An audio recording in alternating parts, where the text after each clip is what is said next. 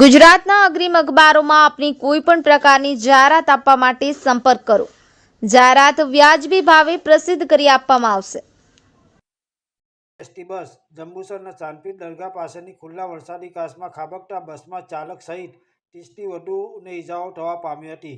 સોમવારે સવારના રાબેતા મુજબ કારેલી ગામથી એસટી બસ વિદ્યાર્થીઓ તેમજ મુસાફરો સાથે જંબુસર આવી રહી હતી. તે દરમિયાન જંબુસરની ચાંદપીર દરગાહ પાસે એસટી બસ ચાલકે સ્ટીયરિંગ પરનો કાબુ ગુમાવતા રોડની બાજુમાં રહેલી ખુલ્લા વરસાદી કાચમાં બસ ખાબકી હતી, જેના પગલે બસમાં સવાર મુસાફરોની ગભરાટભરી ચીસોથી વાતાવરણ ગુંજી ઉઠ્યું હતું.